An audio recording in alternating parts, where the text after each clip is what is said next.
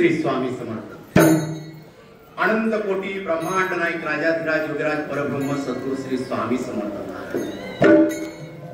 स्वामी महाराज हे प्रत्येक भक्ताबरोबर आणि महाराजांची लीला ही प्रत्येक भक्ताला ते दाखवत असतात. स्वामी महाराज आज आपल्या मठामध्ये ज्या स्वामींच्या लीला चालू आहे, स्वामी महाराज बसलेले, तो ब्रह्मांड नायक बसलेला आहे. एक महाराजांचा अनुभव आपल्या मठामध्ये आलेला आहे. 2016 मध्ये जेव्हा स्वामींची मूर्ती मठामध्ये आणल्या गेली, त्या मूर्तीच्या चेहऱ्यावर कुठलंही तेज नव्हतं, स्वामींचे डोळे उघडलेले नव्हते, काहीच नव्हतं, स्वामींची मान खाली होती.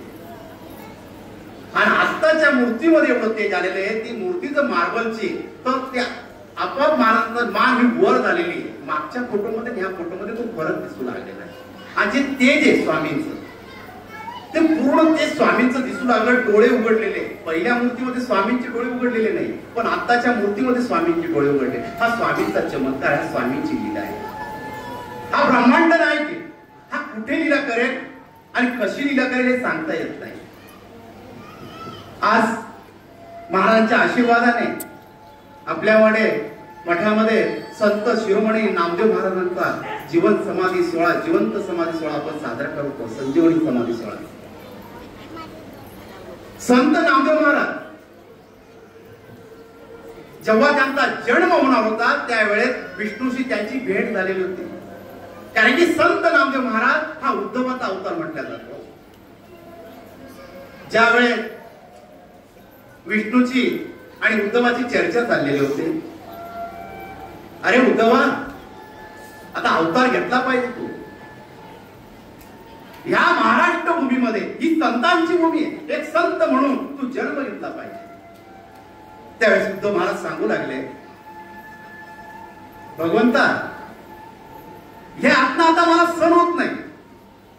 ज्या गर्भधारेच्या यातना आहे त्यामध्ये मी जन्म घेतला, ते यातना मला सहन होणार नाही. त्यावेळेस विष्णू भगवंताने सांगितलं, तुझा जन्म हा शिंपल्यामध्ये होईल. संत नामदेव महाराज यांचे वडील दामोजी पंत, दामोजी शेठ, चाकिणी शिंपी यांचा व्यवहार हा कापड विक्रीचा होता. दामोजी पंत पंढरपूरमध्ये राहत होते आणि त्यांचा व्यवहार चाललेला होता. आता संत नामदेव महाराज यांच्या जन्मकथेमध्ये प्रत्येक मध्ये त्यांचं जन्मस्थळ वेगवेगळं दाखवण्यात आलेलं आहे. ज्याला जसं सांगताय तसं सांगितलेलं आहे, पण काही कथांमध्ये सांगितल्या गेलेलं आहे की संत नामदेव महाराज यांचा गंगे किनारी शिंपल्यामध्ये जन्म झाला आणि ते बाळ दामोजी शेठला सापडलेलं. प्रत्येक ग्रंथामध्ये उल्लेख वेगळा केलेला असतो. तर दामोजी शेठ यांना एक मुलगी होती. त्यांच्या 10 ते 15 पिढ्यांपासून पंढरपूरची वारी चालली होती त्यांच्या घरामध्ये. दामोजी पंतांच्या मनामध्ये विचार यायचा, आपल्याला एकच मुलगी, आपली वारी थांबली नाही पाहिजे, पिढी ही चालली पाहिजे, पिढीमध्ये परंपरा ही चालली पाहिजे. म्हणून दामोजी पंतांच्या मनामध्ये विचार होता की आपल्या घरी पुत्र रत्न व्हावा, असं दामोजी पंतांच्या मनामध्ये विचार होता. दामोजी शेठच्या दामोजी शेठ आपल्या पत्नीजवळ बसलेले होते आणि पत्नीला सांगत होते, आपल्याला जर पुत्र रत्न झाला तर आपली परंपरा जी दिंडीची आपला पुत्र चालवेल. दोघा पती पत्नीचा संवाद चाललेला होता त्या ठिकाणी आणि पांडुरंगाची मूर्ती साक्षात तिथे होती. हा पांडुरंग असा आहे, भक्तांसाठी धावून येणार आहे. आता वारी जर त्यांच्या घरची चालतीये तर ते सर्व पांडुरंगाने त्या ठिकाणी ऐकलं होतं. पांडुरंगाने ऐकलं आणि उद्धवाला सांगितलं की तुला संत म्हणून दामोजी शेठच्या घरी जन्म घ्यायचा आहे.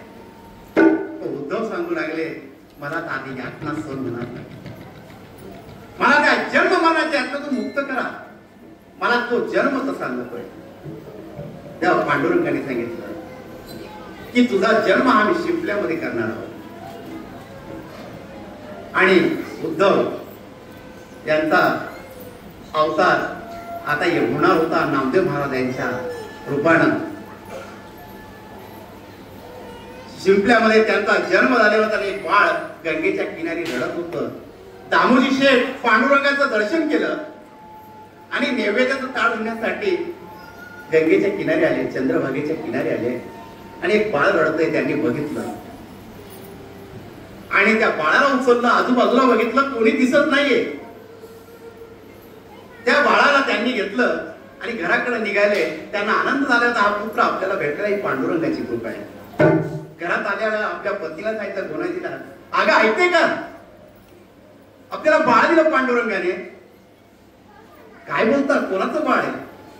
अगं गंगे किनारी होत, शिंपल्या जवळ होत. आणि दामाजी शेठच्या पत्नीला आनंद झाला, एक बाळ भेटलं होतं, तो मुलगा रत्नामध्ये आपल्याला मिळालेला आहे. की आपली पिढी जी परंपरा आहे, जी वारी आहे, ती वारी चालवणारं कोणीतरी आपल्या घरात आलेलं आहे. आणि त्या पांडुरंगाची कृपा बघा, त्या मुलाचं नाव ठेवण्यात आलं संत शिरोमणी नामदेव महाराज. आणि दामोजी शेठ यांची एक सवय होती, रोजची पांडुरंगाला नैवेद्य देण्याची. रोज ते पांडुरंगाला नैवेद्य द्यायचे.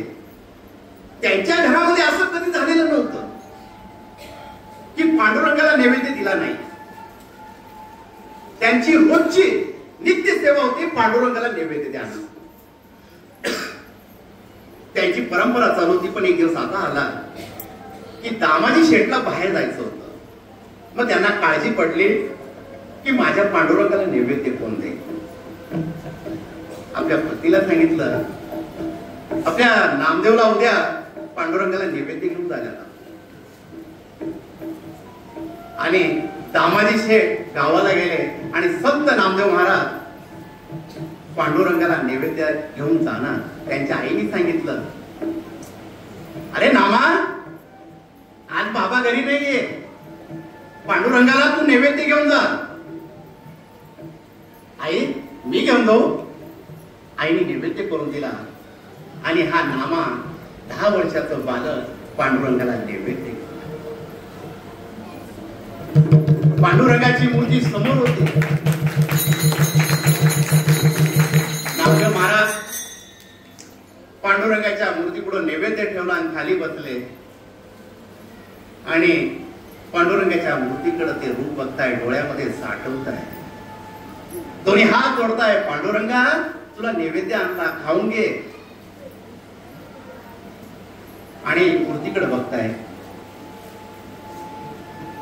पण पांडुरंगाच्या मूर्तीमधून कुठलीच हालचाल होत नव्हती. अरे पांडुरंगा, नैवेद्य का, मला खेळायला जायचंय मित्रांबरोबर, किती वेळ लावणार. पण मूर्तीमधली कुठली हालचाल होत नाही. आता नामदेव महाराज सांगताय, अरे पांडुरंगा, रोज माझ्या वडिलांच्या हातून नैवेद्य खातोस, मग माझ्या हातून का खात नाही. एक लहान बाळांमध्ये एक भाव असतो, जे वडील करतात तेच मुलं करतात. जी परंपरा असते, जर बाप ज्या संस्कारांमध्ये असतो, मुलांमध्ये तेच संस्कार पडत असतात. नामदेव महाराजांच्या मनामध्ये भावना होती की माझे वडील, माझे बाबा पांडुरंगाला नैवेद्य देतात आणि पांडुरंग त्यांच्या हातून नैवेद्य खातो, ही भावना नामदेव महाराजांची होती. म्हणून नामदेव महाराज मनामध्ये भाव ठेवून पांडुरंगाला सांगताय, अरे रोज माझ्या बाबाकडून तू नैवेद्य खातोस, मग माझ्या हातून का खात नाही. हात जोडून पांडुरंगाला विनंती करतोय, नामदेव, अरे खा ना पांडुरंगा नैवेद्य, किती वेळ लावणार. अरे तू हालत सुद्धा नाही, बोलत सुद्धा नाहीये, किती वेळ लावणार. नामदेव महाराज पांडुरंगाकडे बघताय. आता वेळ खूप होत चाललेली होती आणि पांडुरंगाचा भाव मनामध्ये निर्माण झालेला होता. संत नामदेव महाराज हात जोडताय, पांडुरंगा नैवेद्य खा रे, नैवेद्य खा. पण तो पांडुरंग काय नैवेद्य खायला येते, ते लहान बाळ.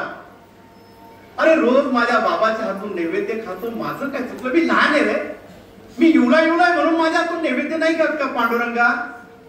अरे मी छोटे हाते, पण छोटा घास तरी तुझ्या मुखात घालेल रे पांडुरंगा, एवढा अंत नको रे पाहू पांडुरंगा.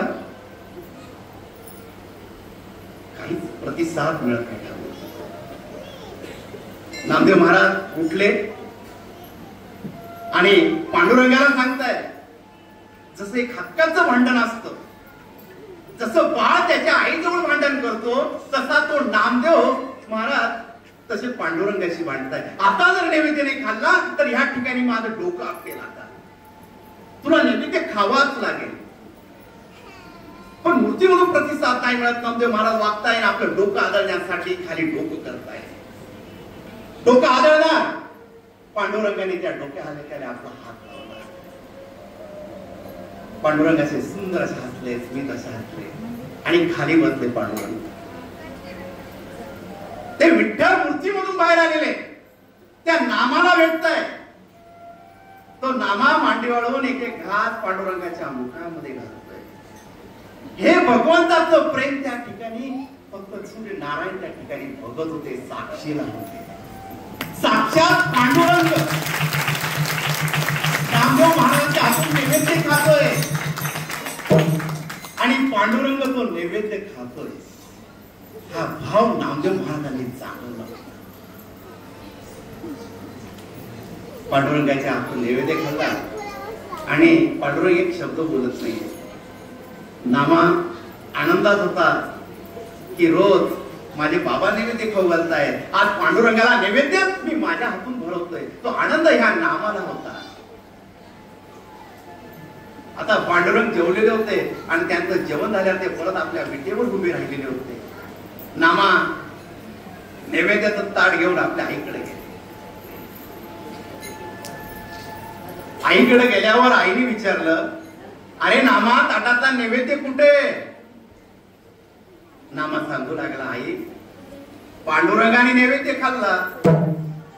अरे खोटारड्या, काय खोटं बोलतोस? पांडुरंग नैवेद्य खायला येईल का? नैवेद्य दाखवून तुझे बाबा ताट तसंच घेऊन का? आई खरंच ग, नैवेद्य माझ्या पांडुरंगाने खाल्ला आणि ते ताट घेऊन मी घरी आलो. पण नामदेव महाराजांवर आईला इतका विश्वास होता ना की आई बोलू लागली, माझा नामा कधीच खोटं बोलत नाही. बरं ठीक आहे. मग आईने मनामध्ये ठरवलं, उद्या परत नैवेद्य केलं. दुसरा दिवस परत उजाडला. दुसरा दिवस उजाडल्यावर आई स्वयंपाक करून आली. दामाजी शेठ काय त्या दिवशी घरी आलेले नव्हते. दामाजी शेठ घरी न आल्यामुळे परत आई सांगू लागली, अरे नामा नैवेद्य तुला घेऊन जायचं आहे पांडुरंगाकडे. आता आईच्या मनामध्ये काय चाललेलं हे नामाला माहित नव्हतं. म्हणून नैवेद्य आईने नामाला परत करून दिला आणि सांगितलं, अजून काय तुझे बाबा घरी आलेले नाहीये, तुला परत हा नैवेद्य घेऊन जायचं आहे. आता नामदेव महाराज परत नैवेद्य घेऊन गेले आणि पांडुरंग परत विटेवरून खाली आले, बसले आणि संत नामदेव महाराज परत आपल्या छोट्या छोट्या हाताने नामदेवाला घास करू लागले. आता हे दृश्य नामदेव महाराजांची आई बघत होती. नामदेव महाराजांची आई बघता बघता तोंड झाकलं, अरे माझं बाळ पांडुरंगाला नैवेद्य खाऊ घालतंय. आणि ते दृश्य पाहून ती आई भानावर नाही राहिली. आता पांडुरंग मध्ये म्हणतो, अरे मी नामाला तर दर्शन दिलं, आता त्याची आई मला बघते. नामा लवकरावर मला जायचंय, पांडुरंग सांगू लागला. संत नामदेव महाराज मुखामध्ये घास भरत होते. पांडुरंगाने घास भरवला, खाल्ला, परत आपल्या विटेवर जाऊन उभे राहिले. आता काय झालं, ही गोष्ट आई बघत होती आणि नामदेव महाराज घास घालून घरी आले. आता दुसऱ्या दिवशी दामाजी शेठ घरी आले. दामाजी शेठ घरी आल्यावर घडलेला प्रसंग नामदेव महाराजांची आई सांगू लागली दामाजी शेठला, तिच्या नवऱ्याला, अहो तुम्ही रोज नैवेद्य घेऊन जाता, पांडुरंगाने कधी खाल्ला नाही, पण हा नामा बघा ना, पांडुरंगाला नैवेद्य खाऊ घालतो. काय बोलते? एक काम करू आपण, उद्या मी तुम्हाला दाखवते, आपण परत नामाला नैवेद्य देऊया. नामदेव महाराज यांना परत नैवेद्य दिला. तेव्हा नामदेव महाराज बोलू लागले, बाबा तुम्ही आले ना, मग मी का जाऊ? अरे जा नामदेवा, आज तूच नैवेद्य दाखव. कारण दामाजी शेठला समजून चुकलं होतं की हा पांडुरंग आपल्याकरता नैवेद्य घेण्यासाठी येतोय, साक्षात पांडुरंग माझ्या मुलासाठी येतोय. हा आनंद त्या बापाच्या पोटी होता. म्हणून बापाने परत नामदेवाला पाठवलं. संत नामदेव महाराज परत तो नैवेद्य घेऊन विठ्ठला समोर गेले. आता भक्ताचं गुरुचं बोलणं चालू होतं. एक कधी लक्षात ठेवा, गुरु आणि शिष्याचं नातं फार वेगळं असतं. आज आपले गुरु विजू बापू आले, त्यांच्यावरचे प्रेम म्हणून ते आपल्यासाठी इथं आले. अजय बापू सुद्धा आपल्यासाठी इथं आले. त्यांचं प्रेम होतं की मठामध्ये येते, कारण की मागच्या हप्त्यामध्ये बापूंना भेटायला गेलो आम्ही, तेव्हा बापू आम्हाला बोलले कि मी न सांगता सुरगाण्यामध्ये येणार. अभी मराठी में बात कर रही है, आपको समझ ही नहीं कि बापू जी बात कर रहे थे, अगर आपने बुलाते तो मैं खुद सुरगाणे में आ जाता. म्हणजे हे प्रेम बापूंचं सुरगाण्याशी झाले, हे गुरुचं प्रेम आहे. कारण गुरु आणि शिष्याचं नातंच फार वेगळं असतं. एक गुरुजी नदी किनारी बसले होते आणि एक विंचू त्या पाण्यामध्ये पडलेला होता आणि गुरुजींना वाटलं आपण हे विंचवाला वाचावं, म्हणून त्यांनी पाण्यामध्ये हात टाकला, त्या विंचवाला बाहेर काढायला लागले. पण त्या विंचवाने गुरुंना दंश केला, परत तो विंचू पाण्यात पडला. ते घडी विंचूला बाहेर काढायचे, तो विंचू घडी दंश घ्यायचा, पाण्यात पडून जायचा. त्यावेळी त्यांचा शिष्य बसलेला होता. त्या शिष्याने सांगितलं, अहो गुरु, तुम्हाला तो चावतोय का, त्याला वाचवताय? तेव्हा गुरुजीने एक सुंदर असं उदाहरण दिलं आणि एका वाक्यात सांगितलं, अरे तो त्याचा स्वभाव आहे, तो त्याचा स्वभाव सोडू शकत नाही चावण्याचा, तर मी माझा स्वभाव का सोडू वाचवण्याचा? हे गुरुचं प्रेम, त्याला म्हणतात गुरु. कारण गुरु भक्तामध्ये प्रेमच बघत असतो, तो त्याचा शिष्य कसाही वागव, पण त्याच्यामध्ये चांगलेच गुण बघण्याचं काम मी गुरु करत असतो. ही गुरुची शक्ती. नामदेव महाराज तसेच पांडुरंगाला नैवेद्य घेऊन गेले आणि पांडुरंगापुढे नैवेद्य घेऊन बसले होते. आता पांडुरंग मनामध्ये विचार करू लागला, अरे पहिल्या दिवशी नामाने मला इथं बोलवलं, त्याची आई पाहू लागली, आता हे तिसऱ्याला घेऊन आला, आता काय करावं? दामाजी शेठ आणि त्यांची पत्नी दारामधून आडोशात बघत होती. बघताना आता पांडुरंगाला ह्या नामासाठी यावंच लागणार होतं आणि संत नामदेव महाराजांनी आवाज दिला, अरे पांडुरंगा ये, मला खेळायला जायचंय, तू लवकर ये, 2 घास खाऊन घे. पांडुरंग विठीवरून उतरले आणि संत नामदेव महाराजांजवळ बसले. संत नामदेव महाराज छोट्या छोट्या हातांनी पांडुरंगाला नैवेद्य करत होते. हे दृश्य दामाजी शेठ बघत होते. दामाजी शेठांच्या डोळ्यामध्ये अश्रू झाले. म्हणतात, नामा पांडुरंगाला नैवेद्य करतोय, तो ब्रह्मांड आहे, जो सृष्टी निर्माता आहे, त्याच्याजवळ माझा पुत्र बसलेला आहे आणि बापाला तेच प्रेम पाहिजे असतं. आपला पुत्र कसा आहे ते समक्ष जर बापाने बघितलं ना, तर बापाला वाटतं माझ्यासारखा पुण्यवान कोणीच नाही, ते बापाचं पुण्य असतं. कारण बापाला जी अपेक्षा असते ती मुलाजवळ असते आणि मुलगा जर प्रेमाने वागू लागला आणि मुलाचं प्रेम बघू लागला, त्याचं जर भगवंताशी नातं जोडलेलं आहे, तर त्याच्यासारखा आनंद, त्या बापासारखा आनंद कोणाला नसतो. जगामधला सर्वात मोठा कोणी गुरु असेल तर तो सर्वात मोठा तो बाप आहे. मुलाचं हित बघण्यामध्ये सर्वात मोठं पाहत असतो तो बाप आहे. 17 वेळेस बाप मुलाला शिव्या देईल, पण मनामध्ये एकच भावना आहे, मला माझ्या मुलाला घडवायचं. जे दिवस मी पाहिलेले ते माझ्या मुलाने नको बघावे, माझ्या मुलाने चांगले दिवस बघावे, हे बापाला वाटत असतं. ते दामाजी शेठ साक्षात दृश्य बघत होते की संत नामदेव महाराज आणि पांडुरंगाला नैवेद्य भरवत आहे आणि संत नामदेव महाराज एवढे हाताने भरवत आहे. दामाजींचे डोळे भरून आलेले. तो दोघांमध्ये जायचं. उपरण्याने डोळे पुसले आणि आपल्या पत्नीला सांगू लागले, घरी जा. ही नामदेवाची भक्ती होती पांडुरंगाप्रती, की त्या पांडुरंगावर इतकं प्रेम होतं. हा पांडुरंग त्या नामदेव महाराजांना 27 वेळेस भेटायला आलेला आहे पृथ्वी तलावर. हा पांडुरंग नामदेव महाराजांसाठी 17 वेळेस भेटायला आलेला आहे. नामदेव महाराजांचा राग काढण्यासाठी आलेला आहे. प्रत्येक वेळेस नामदेव महाराज पांडुरंगाला बोलवायचे आणि ते नामदेव महाराज त्यांना बोलवल्यावर पांडुरंग त्यांच्याकडून प्रगट व्हायचे. आता संत नामदेव महाराज तारुण्यात आलेले होते, त्यांचं लग्न झालेलं होतं. नामदेव महाराजांनी इथे येतोय, त्यांचे कीर्तन प्रत्येक ठिकाणी सुरू झालेले होते. नामदेव महाराज त्यांच्या कीर्तनाला पांडुरंग स्वतः येऊन नाचत असते. एवढी पांडुरंग नामदेवाची भक्ती पाहून त्या ठिकाणी येतात. संत शिरोमणी नामदेव महाराज अवघा नागनाथला गेलेले होते.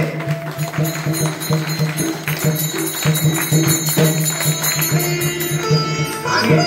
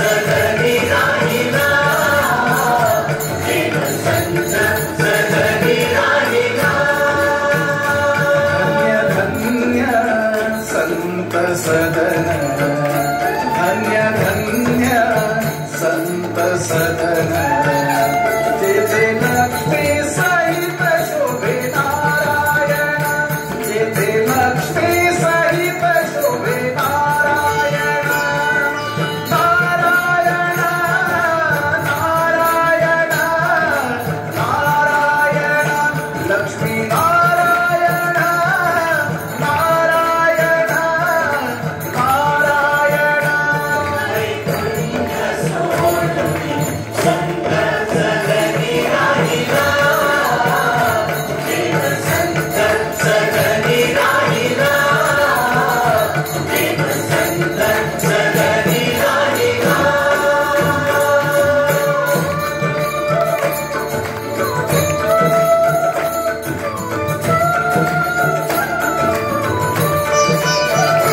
सर्व सुखाची सुखराशी सर्व सुखाची सुखराशी सर्व सुखाची सुखराशी सर्व सुखाची सुखराशी सर्व सुखाची सुखराशी संत चरणी भक्ती मुक्ती यशी संत चरणी भक्ती मुक्ती यशी वैकुंठ सोडती संत सदनी राहिला देव संत सदनी राहिला देव संत सदनी राहिला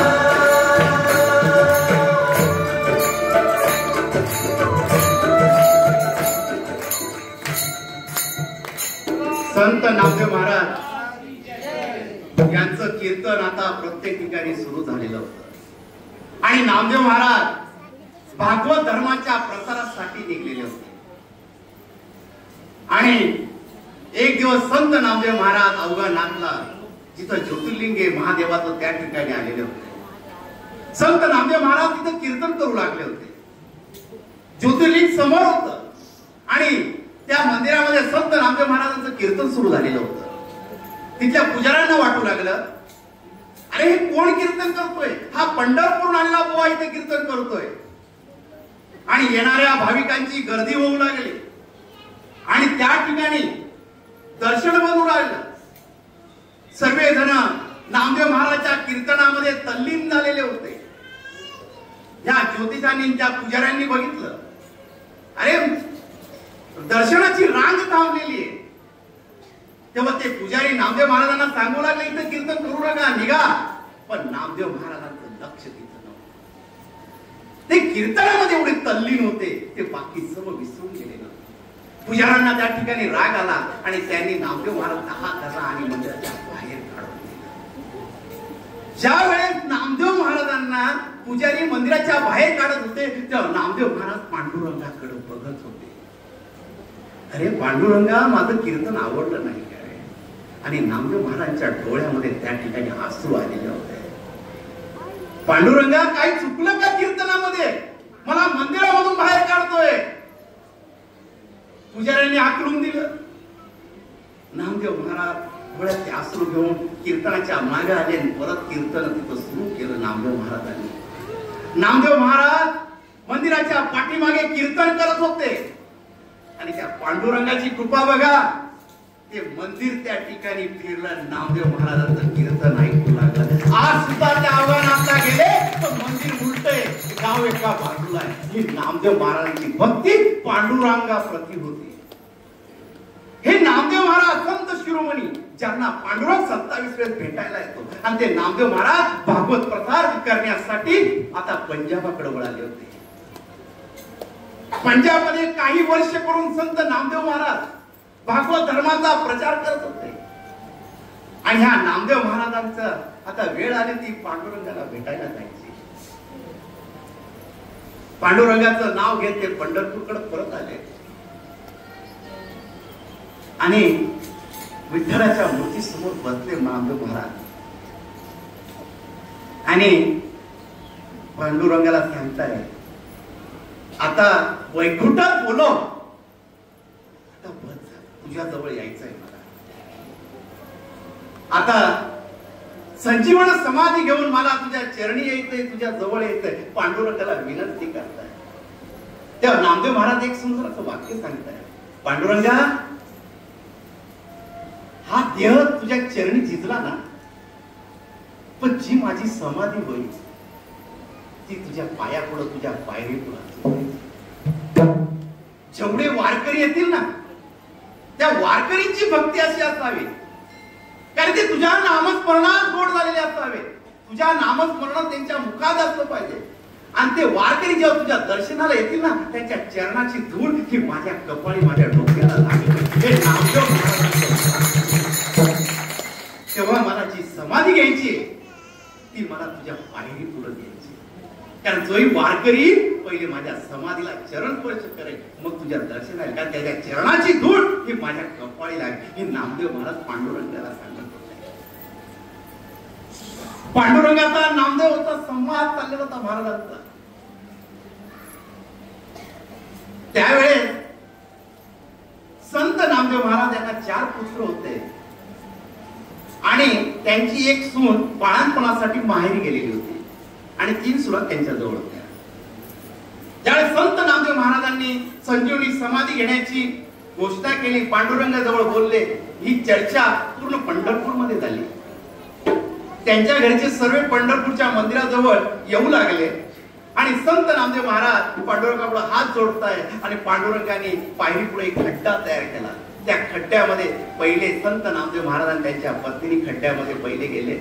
त्यांच्यानंतर त्यांच्या आई वडील, त्यांचे 4 पुत्र, 3 सुना, त्यांची बहीण, जावई असे 14 जणांनी नामदेव महाराजांवर संजीवनी समाधी घेतली. त्यावेळेस त्यांची एक सून माहेरी गेली होती म्हणून नामदेव महाराजांची पिढी अजून चालू आहे, ती वारकरी होणार. ते भगवंताला संजीवनी समाधी नामदेव महाराजांची. ही नामदेव महाराजांवर कृपा आहे त्या पांडुरंगाची. जसे आपले सुरगाण्याचे रमणगिरी महाराज यांची कृपा आपल्या सुरगाण्यावर झाली. कारण रमणगिरी महाराज त्र्यंबक मध्येच रमून गेले होते, पण त्यांची मनातून इच्छा झाली आता त्र्यंबक मध्ये अनेक आश्रम आहे पण माझा आश्रम या सुरगाण्यात झाला पाहिजे. म्हणून आपले रमणगिरी, आपल्या मठाचे लाडके गुरुजी श्री रमणगिरीजी महाराज त्या सुरगाण्यामध्ये रमून गेले म्हणून त्यांचा आश्रम. प्रत्येक प्रेमापोटी रमणगिरी महाराज आपल्या मठाला भेट देतात आणि मठामध्ये हे रमणगिरी महाराजांबद्दल प्रेम आहे, हे विजू बापूंबद्दल प्रेम आहे, हे अजय बापूंबद्दल प्रेम आहे. ही मठाची ओढ, ही गुरुभक्ती. एकदा गुरुभक्ती लागली ना तर माणसाला ती कधी स्वस्त बसू देत नाही. त्या गुरुची तळमळ ही त्याला कधीच सोडत नाही. जशी तुम्ही मठामध्ये येतात, मठामध्ये तुम्हाला तळमळ लागते का माझा ब्रह्मांड नाही, माझी गुरुवारी मी त्याच्या आरतीला गेलंच पाहिजे, तो माझी वाट पाहतो. ही तुमची तळमळ आहे म्हणून दर गुरुवारी तुम्ही येतात आणि त्या स्वामी समर्थांना भेटायला येतात गुरुवारी. कारण का मनामध्ये एक राहतं, माझ्या स्वामींना जर मी आज भेटायला गेली तर मला आज रात्रीचं जेवण जाणार नाही. हा तुमच्या मनामधला प्रवास. ही स्वामी भक्ती तुमची भक्ती असते आणि ते स्वामी महाराज तुम्हाला बोलवशिवाय महाराज कोणालाही बोलवती नाही मठामध्ये. त्यांची ज्याच्यावर प्रेम आहे त्याच्या मठामध्ये बोलवतात. तुमच्यावर स्वामींचं प्रेम आहे म्हणून तुम्हाला ओढ लागती आणि त्या ओढीपोटी तुम्ही स्वामींच्या चरणी नतमस्तक होतात आणि तो ब्रह्मांड नाही. माझा भक्त कुठे बी असो मी त्याला बोलवतो. महाराज वारंवार सांगायचे, कोणी किती पैशावर असू द्या पण त्याच्याकडे श्रद्धा नसेल ना मी त्याला माझ्याजवळ कधीच बोलवत नाही. आणि एखादा गरीब असू द्या पण त्याच्या मनामध्ये जर माझी श्रद्धा असेल मी त्याला कुठे असो माझ्याजवळ बोलवतो. म्हणून तुमची श्रद्धा स्वामींप्रती, म्हणून तो ब्रह्मांड नाही तुम्ही कोणत्याही कानाकोपऱ्यात राहा जगाच्या, तो तुम्हाला जवळ बोलवतो. ती त्याची इच्छा आहे. तो ब्रह्मांड आहे, तो भक्तावर इतकं प्रेम करतो आणि तो भक्त जर निराश आला तर त्याला भर भरून देतो. त्याला म्हणतो रडू नको, तुझे डोळे पुसायला मी या मठात बसलेलो आहे. आणि तो येतो कारण त्याने त्याच्या पादुका आपल्या मठाला दिल्या. का माझा भक्त अक्कलकोटला येऊ शकत नाही, 500 किलोमीटर येऊ शकत नाही, त्याला येण्या जाण्यासाठी एवढा वेळ नाही म्हणून मीच अक्कलकोटून या सुरगाणा प्रति अक्कलकोट मध्ये येतो म्हणून त्याच्या पादुका आपल्या मठाला लावल्या. ही स्वामींची कृपा आहे. हे त्यांच्याशिवाय काहीच होत नाही. हे सर्व त्यांनी ठरवून ठेवलेलं आहे आणि ते ठरल्याप्रमाणे होत आहे. म्हणून तो ब्रह्मांड नाही का आपल्या भक्तांसाठी इथं बसलेला आहे. तो येतो त्याची मनापासून भक्ती करा. बाप्पा तुमच्या जवळ आणि एकदा जर तुमच्या जवळ आला ना, कानामध्ये एकच शब्द बोलेल, भिवू नकोस, मी तुझ्या